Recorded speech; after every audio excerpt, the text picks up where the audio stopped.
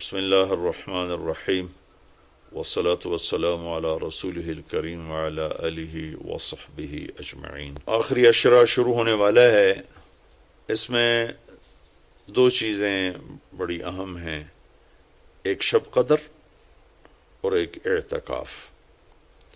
شب قدر 5 راتوں میں گھومتی ہے، ایک 27 کی رات ہی شب قدر نہیں۔ ہمارے پورے ملک میں 27 کی رات اس طرح منائی جاتی ہے جیسے یہی شب قدر ہے، حالانکہ اس کو اللہ نے گھما دیا ہے۔ کبھی یہ 21 میں ہوتی ہے، کبھی 23 میں ہوتی ہے، کبھی 25 میں ہوتی ہے، کبھی 27 میں ہوتی ہے، کبھی یہ 29 میں ہوتی ہے۔ اس کو اللہ تعالیٰ نے ایسے متعین نہیں کیا ہے۔ اللہ کے محبوب صلی اللہ تعالیٰ علیہ وسلم تشریف لا رہے تھے شب قدر بتانے کے لیے، تعین کے ساتھ، متعین ہونے کے ساتھ۔ کچھ 2 آدمی آپس میں لڑ رہے تھے، تو آپ نے فرمایا کہ میں آیا تھا تمہیں بتانے شب قدر، لیکن ان کی لڑائی کی وجہ سے اللہ تعالیٰ نے مجھے اس کو بھلا دیا ہے، لہٰذا اب تم اسے 5 راتوں میں تلاش کرو۔ اور یہ اللہ کا بہت بڑا کرم ہوا کہ اللہ نے اسے اس میں گم کر دیا۔ اگر اللہ تعالیٰ اس کو متعین کر کے بتا دیتے، اور آگے آنے والے زمانوں میں تو پتہ ہے کہ شب قدر میں بھی لوگ شراب بھی پئیں گے، زنا بھی کریں گے، تو پھر ایسی اللہ کی پکڑ آتی کہ شاید ہم بندر اور خنزیر بنا دیے جاتے۔ تو اللہ تعالیٰ جیسے وہ دسترخوان اترا، عیسیٰ علیہ السلام کی قوم نے کہا دسترخوان اتارو، ایمان لے، انزل علینا مائدۃ من السماء، تو عیسیٰ علیہ السلام نے کہا یا اللہ دسترخوان اتار، تو اللہ تعالیٰ نے فرمایا اتار تو دوں گا، لیکن پھر کوئی ایمان نہ لایا تو وہ عذاب دوں گا کہ سب دیکھیں گے۔ تو دسترخوان اتارا، پھر بھی لوگ ایمان نہیں لائے، سوائے چند ایک کے، تو اللہ نے باقیوں کو خنزیر بنا دیا۔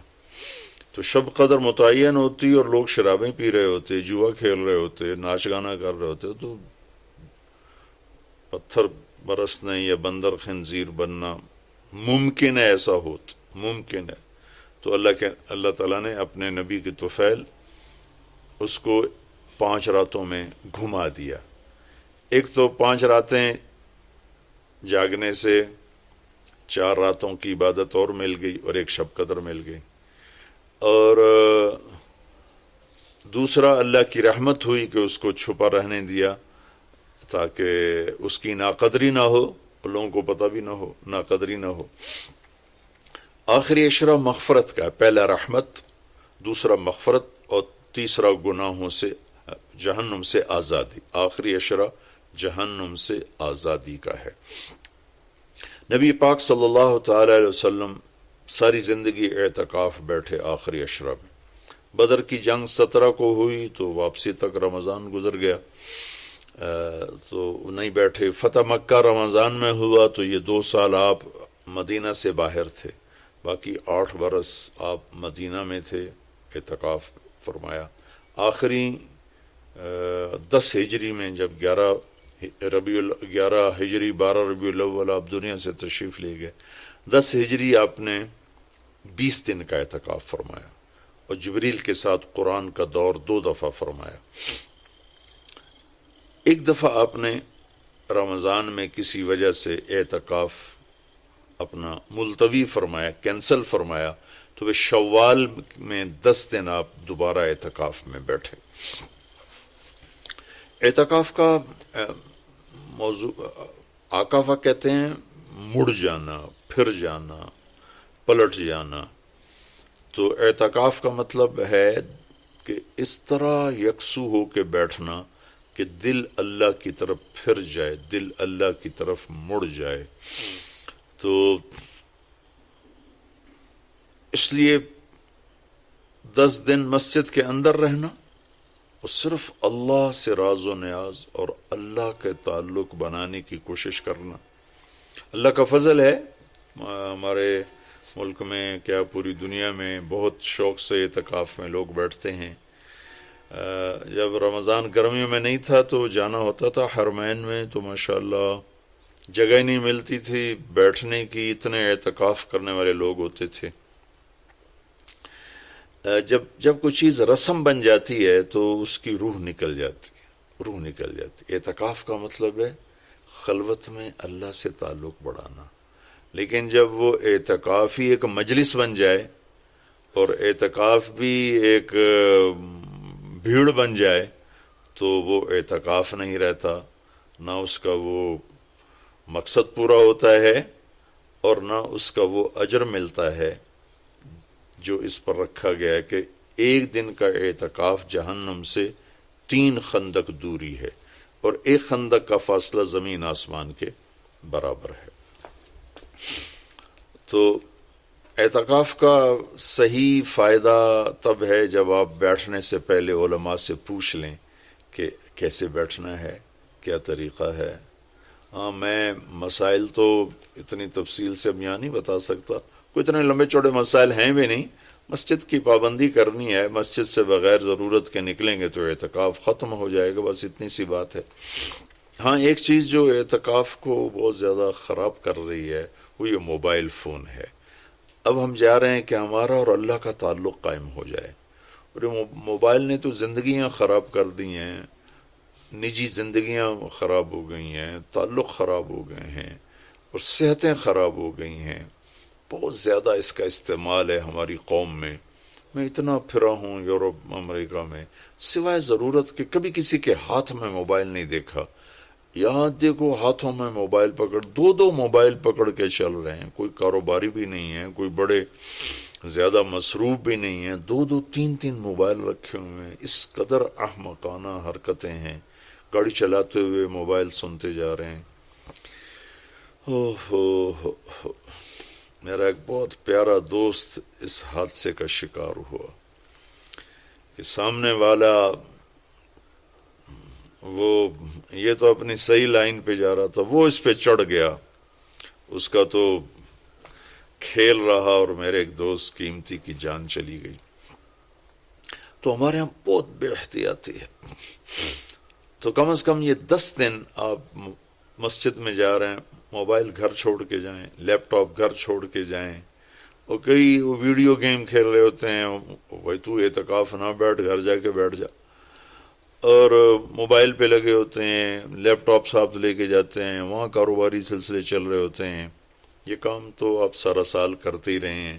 یہ 10 دن اس لیے فارغ کیے جا رہے ہیں کہ میں ہوں اور اللہ ہو، جب تم میرے پاس ہوتے ہو گویا کوئی دوسرا نہیں ہوتا۔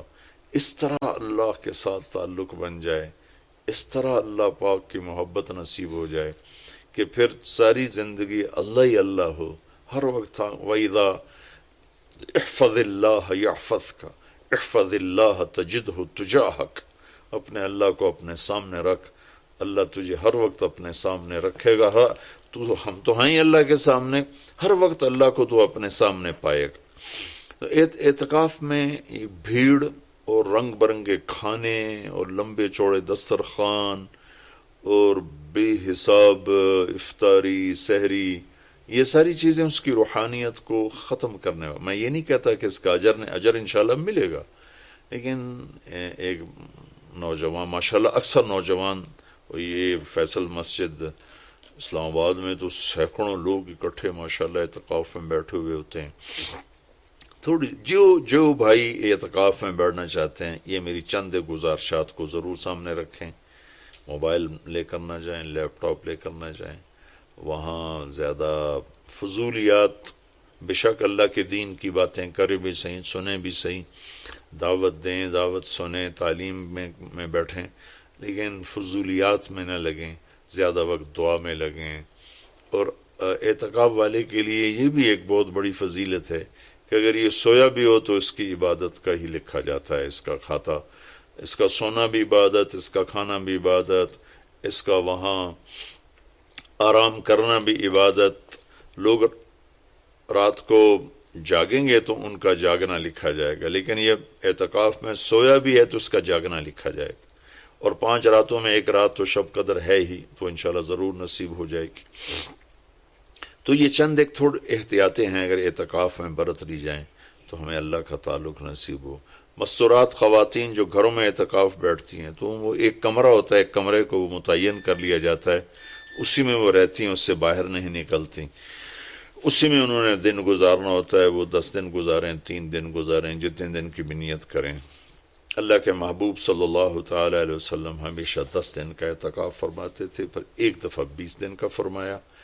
اور اس میں شب قدر ہے جو لیلۃ القدر خیر من الف شہر۔ ایک دفعہ آپ تشریف فرما تھے اور آپ نے بنو اسرائیل کے 4 انبیاء کا ذکر کیا جنہوں نے 80 سال اللہ کے راستے میں جہاد کیا۔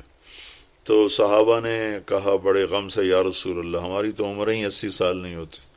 تو اللہ نے اسی وقت یہ آیت اتاری، لیلۃ القدر خیر من الف شہر انا انزلناہ فی لیلۃ القدر وما ادراک ما لیلۃ القدر لیلۃ القدر خیر من الف شہر، کہ میرے محبوب ہم آپ کی امت کو ایک رات دیتے ہیں جو 80 سال سے زیادہ بہتر ہے، 1000 مہینوں سے زیادہ بہتر ہے۔ تو 1000 مہینے تو 80 سال سے بھی زیادہ بن جاتے ہیں۔ تو کوئی خاتون، کوئی مرد، کوئی عورت، کوئی بچہ بچی، بوڑھا جوان، ایک رات، وہ 5 راتیں ہیں۔ آج کل تو ہمارے بچے سوتے ہی نہیں ہیں، ایسے وہ کمپیوٹر الٹے چل گئے ہیں کہ راتوں کو جاگتے ہیں، دن میں سوتے ہیں۔ تو یہ 21، 23، 25، 27، 29 5 راتیں اگر جاگ لیا جائے، کچھ قرآن پڑھ لیں، کوئی تلاوت کر لیں، کوئی ذکر کر لیں، کوئی نماز پڑھ لیں، کوئی دعا مانگ لیں۔ اعتکاف میں دعاؤں کا اہتمام کیا جائے، اپنے لیے مانگیں، اپنے گھر کے لیے مانگیں، اپنے شہر کے لیے مانگیں، اپنے صوبے کے لیے، اپنے ملک کے لیے، پوری امت کے لیے، پوری دنیا کے انسانوں کے لیے۔ ساری دنیا کے انسان، 700 کروڑ انسان ہمارے انسانی بھائی ہیں۔ ہمیں ان کے کفر سے نفرت ہے، ان کی ذات سے نہیں۔ ہمیں ان کے جرم سے نفرت ہے، ان کی ذات سے نہیں۔ ہمیں مشرک کے شرک سے نفرت ہے، اس کی ذات سے نہیں۔ ہمیں شرابی کی شراب سے نفرت ہے، اس کی ذات سے نہیں۔ ہمیں ظالم کے ظلم سے نفرت ہے، اس کی ذات سے نہیں۔ اللہ ان سب کو ہدایت دے دے، یہ جنت میں چلے جائیں تو ہمارا اس میں کیا نقصان ہے؟ جنت میں جائیں گے، اللہ کے نبی خوش ہوں گے، اللہ بھی خوش ہوں گے۔ جہنم میں جائیں گے تو اس میں ہمارا کیا نفع ہے؟ تو ہم تو سب کی ہدایت کی نیت کریں اور سب کے لیے دعا مانگیں۔ پھر جن کے مقدر میں نہیں ہے تو خود ہی اللہ کا غیبی نظام ان کو صاف کر دے گا۔ جن کے مقدر میں ہے اللہ تعالیٰ ضرور ان کے لیے خیر کے فیصلے فرمائے گا۔ تو دعاؤں کا اہتمام کیا جائے، اور خاص طور پر اس ملک کے لیے۔ یہ ہمارا دیس ہے، ہماری پناہ گاہ ہے، لیکن ہمارے اپنے ہاتھوں یہ لٹ گیا ہے، پٹ گیا ہے۔ سازشیں ہیں، فلاں کی سازش، فلاں کی ہوتی ہوں گی سازشیں، دنیا سازشوں کی جگہ ہے اور دنیا مکر و فریب کی جگہ ہے۔ لیکن میں تو یہی کہتا ہوں، تو ادھر ادھر کی نہ بات کر، یہ بتا کہ قافلہ کیوں لٹا۔ مجھے رہزنوں سے گلا نہیں، تیری راہبری کا سوال ہے۔ دل کے پھپھولے جل اٹھے سینے کے داغ سے، اس گھر کو آگ لگ گئی گھر کے چراغ سے۔ پورے ملک کی بددیانتی کس کی سازش ہے؟ پورے ملک میں جھوٹ، یہ کس کی سازش ہے؟ پورے ملک میں ظلم و ستم، قتل و غارت، یہ کس کی سازش ہے؟ پورے ملک میں فرقہ واریت کی نفرت، یہ کس کی سازش ہے؟ پورے ملک میں زنا کے اڈے، یہ کس کی سازش ہے؟ پورے ملک میں جوئے شراب کے اڈے، یہ کس کی سازش ہے؟ دفتروں میں رشوت، بدعنوانیاں، یہ کس کی سازش ہے؟ زمینوں پہ قبضے، یہ کس کی سازش ہے؟ عدالت کا بک جانا، وکیلوں کا بک جانا، یہ کس کی سازش ہے؟ سیاستدانوں کا بک جانا، یہ کس کی سازش ہے؟ تمام طبقہ، علماء کا بک جانا، تاجروں کا بک جانا، ذمہ داروں کا بک جانا، کس کی سازش ہے؟ اپنے ہی لگائے ہوئے زخم ہے۔ اس ملک کے لیے ضرور دعا کریں۔ اللہ کے نبی بھی مکے کے لیے دعا فرمائی، مدینہ کے لیے دعا فرمائی، انصار کے لیے دعا فرمائی، اپنے خاندان قبیلے کے لیے دعا فرمائی، اولاد کے لیے دعا فرمائی۔ تو دعاؤں کا اہتمام فرمائیں۔ بہت بڑی عبادت ہے دعا، بہت بڑی عبادت ہے دعا۔ اور دعا کا طریقہ یہ نہیں ربنا آتنا فی الدنیا، دعا کا طریقہ یہ ہے کہ پہلے اللہ کی تعریف کریں، پھر اللہ کے نبی پر درود و سلام پیش کریں، پھر اللہ سے بات کریں۔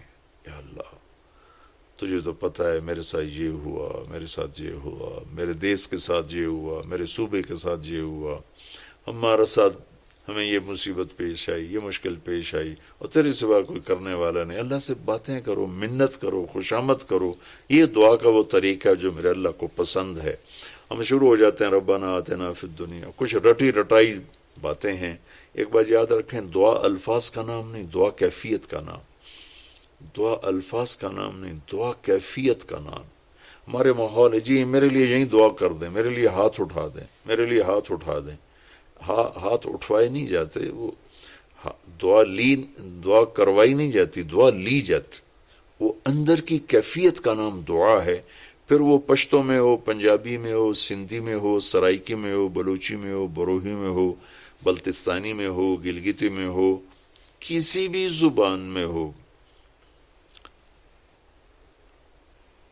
اگر وہ کیفیت ہے تو عرش کو چیر کے پار نکل جائے گی۔ رٹائے الفاظ ہیں تو یہاں سے اوپر نہیں جائے گی۔